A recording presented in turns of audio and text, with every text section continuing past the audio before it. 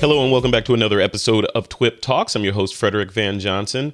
In today's episode, I sit down with Darren Siegel. He's the CEO of a company called Hufa, H-U-F-A.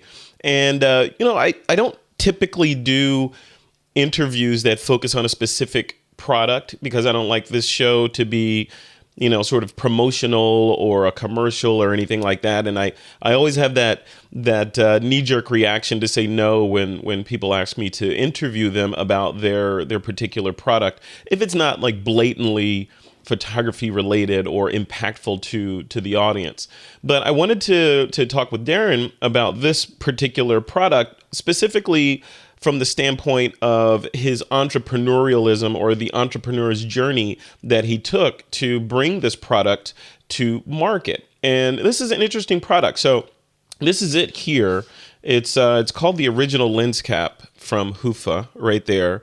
And what it does, it's a really simple little piece of plastic that clamps onto your camera strap and provides you with a place to hold your lens cap so you don't put it in your pocket or lose it or something like that. So basically you build up that muscle memory where you take it off the camera and you snap it onto your camera strap and it holds it securely there. So he came up with the idea, designed it, took several trips to China to get this thing manufactured to his specifications. And it was a trial. I mean, it was a trial going from an idea, which he had, like one of those entrepreneur's hero's journey type ideas where you had a light bulb moment all the way through to the final packaged product.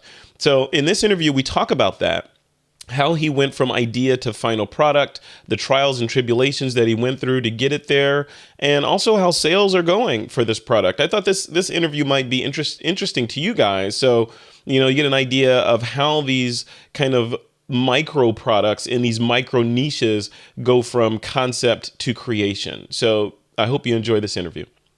All right, Darren Siegel, CEO of Hufa, making some cool products over there. So Darren, let's just dive right into this, right? So you guys and your company, I kind of think of it as kind of the classic entrepreneurial guy sees issue and dives in and creates problem and makes everybody happy.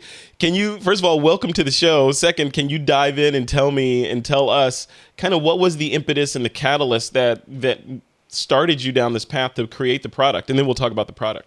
Well, it's the 5 seconds of frustration that I'm trying to fix. What happened, I'm an enthusiast. I'm not a professional photographer, but I one day was thinking there's got to be a better solution than what was out there, and I went looking for it.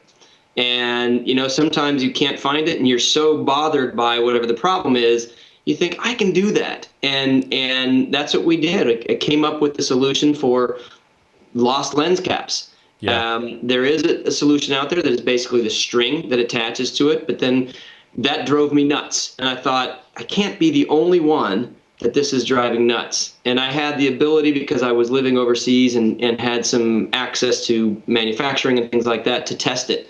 Yeah. And then we did a lot of research and such with the idea, and got a lot of feedback where, the general comment was, gosh, why didn't I think of that? Yeah. Right. And it's a really simple solution. It's something that basically keeps you from doing this. Where is that cap? Right. And it isn't something that you're going to be a better photographer. You're just going to be a little less frustrated. Yeah, and that's it. And I have one here. Thank you for sending this over, by the way. So I have one right there, the red one, in my favorite color, by the way. And it's interesting that like you say, there's, it's a problem that many people didn't know we had. And it's, you look at a lot of Kickstarter campaigns and it's the opposite for a lot of them. Many of them are great, but many Kickstarter campaigns or people or even new companies that are creating new products for photographers, it's a cure in search of a disease, right? And this one was it's kind of like you had this back pain that you didn't even know you had, and you learned to live with it, and someone takes that back pain away, and it's like, oh, okay, that's nice, right? Yeah, well, I'll tell you, it was a frustration, and when you introduce it to people, they think, gosh, that's right.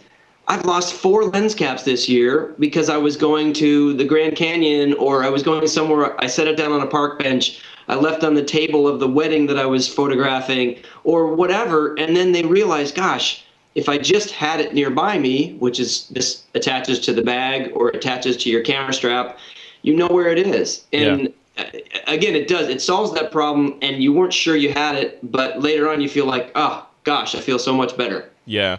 Well, I don't want to dive too much into the nuts and bolts of how you made this, but I know you had it manufactured in China, and you were there for a while. I'm an entrepreneur myself, and so I'm geeky in that way. So I'm curious. Just give me a kind of a high level of how it went down. Did you just like sit down in a coffee shop and sketch this thing out and give it to someone? Pretty much. How'd it go? Well, part of it, have you ever seen a camelback? A camelback is a backpack, and it generally has a water bladder in it. And the water bladder, the tube comes over your shoulder, and it dangles. But on a lot of them, they have a little clip to hold it. Yep. And that clip is sort of shaped like a thumb. And I thought, that is holding that in pretty darn tight. Yeah. This would be a perfect shape. So we used that as our model, and then we went back and forth. We put a little stay tight bump underneath it. So once the cap goes in there, it has to be forcibly taken out, rather than, it could get bumped around, but it won't come out unless if you take it out. Yep. And we went through several different designs and engineering and all of that other stuff. As I was living in China, it was a little bit easier to do that because, being an entrepreneur can get very expensive doing all the testing. So we were able to do a lot of that didn't cost so much money. But it's been 3 or 4 years now since we've gone through those phases, and we still have to do more research, more development. A big thing is talking to photographers. Yeah. Getting what their problems are. That we are a company that tries to solve the problem with simple solutions. I mean, for example, this is a one-piece product. There's no attachment. You don't have to take it apart. You don't have to take your strap off of your camera. It is, the way that it's designed is to be as simple as possible, and a very quick fix. Yeah. Yeah. I mean, it looks very elegant and simple. Now, take me back. I'm sorry to interrupt. We did add something to make it a little bit more lifestyle feel. It's got a rubberized coating. Yeah, it does. The way that we packaged it, you can feel it because it sits on outside of the package. It is more comfortable, and of course, it is a simple piece of plastic. Yeah. But the way that it's designed and the feel of it gives you a little bit better, feel that it's going to look good on you, and it's going to feel good when you're putting your equipment next to it or in it. Yeah, it feels kind of satiny. It doesn't feel like cheap plastic at all. So then, to take me back a little bit further than this. So I'm sure you did research on, is there actually a need for this in the photography community? Did you do the research to kind of see, okay, this many people on average lose their lens caps. Okay, there's a market for this. I'm going to start putting some money in it. I tell you what we did. We sat out for photography stores and tourist sites in 3 major cities. In Honolulu, in Denver, Colorado, and in Beijing, China, because I was based in Beijing at that time. Yeah. But you can imagine there's lots of tourist places there to look for these things, to look for photographers. And then there's the photography stores. So we sat outside the photography stores and did our guerrilla marketing. Cool. Yeah. And we attacked people when they were going in or out of the store. And everybody wanted to buy it. Nice. But it was still at the stage, it was just a prototype. And we thought, I think we did 3 or 4 days at each of those places, and it was phenomenal. We didn't have anybody say I wouldn't buy it. We had to do research on how much they would pay for it, on what material they would like, on what kind of branding, all of those things. Yep. But we never had anybody say, I wouldn't buy one of these. So we, dove in, spent a little bit of money, invested some time, and then, made sure that the design was good. It was difficult making sure that the lens, the cap wouldn't fall out. Mm-hmm. So we had to, design it with the kind of a dip in it to make sure there was pressure on it. And then we also didn't want it to be locking, because if you lock it, you potentially need 2 hands to undo it. Right. So Right. this design just allows you with one hand to slide it in and slide it out. And it is not a miraculous discovery, Yeah. but it is. I think it's pretty cool. But many of the best things are simple solutions to issues that we didn't know that there was a solution for. So yeah, it doesn't need to be an Apple Watch in order to be a successful product. Right, absolutely. Yeah. Well, look at the paperclip, look at the sticky note, look at the Kleenex. All of these little things improve the quality of our lives. Yep. And that's what we're going for. It's this 5 seconds of, is it in this pocket, or Yep. did I leave it down? If you don't have that and you're taking pictures a lot, imagine how much less stress, as the Dalai Lama would put it, Yeah. that you are putting on yourself. Yep. All right. Well, you opened it. You cracked the door here. So you brought up the paperclip and Post-it notes and all those guys. Those products have made their inventors gazillions of dollars, right? So are you a gazillionaire yet? I'm not is a it going well? gazillionaire yet. Our challenge, and we have plenty of them, but our main challenge is getting this in front of people. Yep. And when people see it, they want it, no question. But you have in retail shops and then on the internet now, you have a big challenge of people seeing it. So I think once we get there, one thing that we're trying to do now is we're bundling with some other products. Mm-hmm. And yeah, you mentioned that. Tell me about that, because you mentioned there was a Kickstarter campaign that you're collaborating on. How does that work? Exactly. There's a new Kickstarter campaign called the Technique Bag, which is a modular camera bag. They actually found a lens cap clip, which we have a patent on. Mm-hmm. We saw them and said, it's a great idea. Love your bag. And we also have our own clip that we have the design patent on. And they said, fantastic, let us see it. And they changed their campaign midstream to add our clip to the bag. So Wonderful. It made us feel pretty good that they were willing to do that and interested. And I think that the result from that has been a lot of exposure for us. We're supporting another entrepreneurial idea. Yeah. It's a community. And so if there's a lot of other companies out there that are small photography accessory companies. Yep. And we're trying to team with them. We help each other, in marketing and promotions and social media and things like that, where if somebody, you buy something on eBay or Amazon and it says, people that looked at this also looked at that. Right. And so we're hoping that when people look at a bag, they look at our clip, or they look at a strap, they look at our clip. We also do have a strap that's got it included in the strap. We have a built-in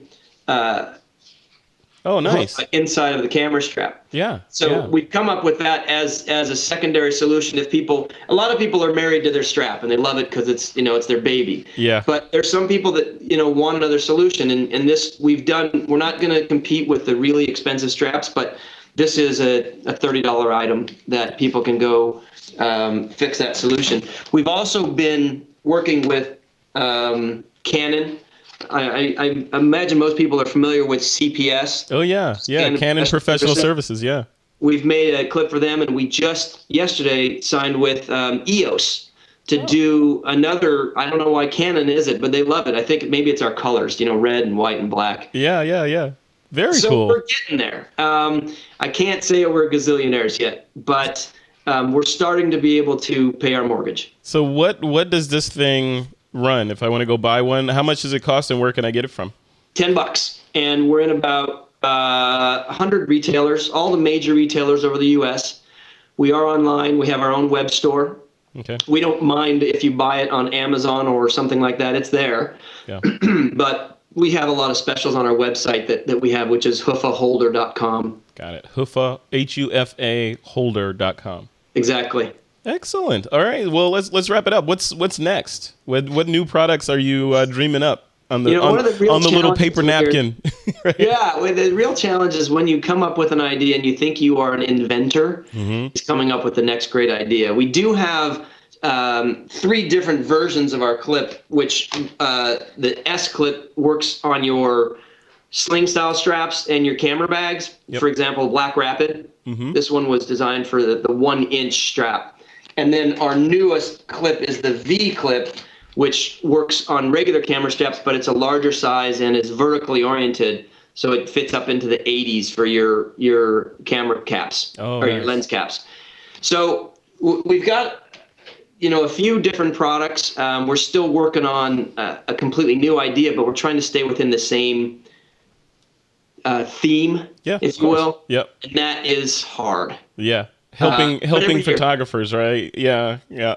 I understand. That is. And we do get ideas once in a while from photographers that say, well, if you just did this, or you added one idea that we're thinking about is to add a place to put your glasses, because everybody has a pair of glasses, right? Yeah. And so if we add a little loop or something on here, you can take your glasses off and put them with your lens cap. I need that. I need that. Everybody has glasses. What do you do with your glasses? Because sometimes, on your Well, if I'm shooting with sunglasses, they'll typically go in the, like, I have one of those neoprene side pockets on my camera bag, and I'll stick them in there and shoot. Or if I have my pocket here, I'll stick them there. But not ideal. Ideally, they'd be someplace secure that I could grab them quickly and put them back on. Well, that's the idea with this, is that it is right where where it's going to be. It's not going to change, because if you don't have a spot for it, if you don't have a called spot for your cap, then it can go anywhere. And maybe the sunglasses is the other possibility. The problem, as you can imagine, is you have to make these molds. Yeah. And every time you make a mold, it's $5,000. Oh, geez. Okay. And we've made, 5 or 6 different molds, and then you change them, you update them, and all of those other things. So it takes a while to recover from that investment. Yeah.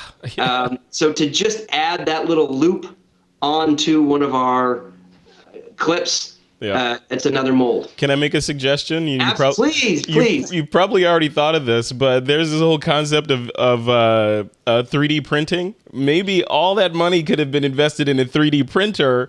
Then you could rapid prototype without giving China $5,000 a pop. Right? I'll tell you, we have done some 3D printing. When we started, the small ones weren't available, the printers, but now they are. And it's not a bad idea. If we have enough ideas, I think you can get them for a couple $100 now, a simple one, can't you? Yeah, you can. Yeah. That might be my next investment. Yeah, if it doesn't work, it's not $5,000, right? So. Yeah, that's true. It's a lot cheaper education. Yeah. Plus, it's interesting. Plus, you could have a whole lot more fun, I would imagine, without the delay of, okay, $5,000, and then I'm sure it takes a while for them to create the mold, and then you finally get the prototype back. Imagine if you could just sit there and crank out 5 prototypes one evening, and then absolutely. send them. And it does take. You have to create another expertise to become a prototypist. Yeah.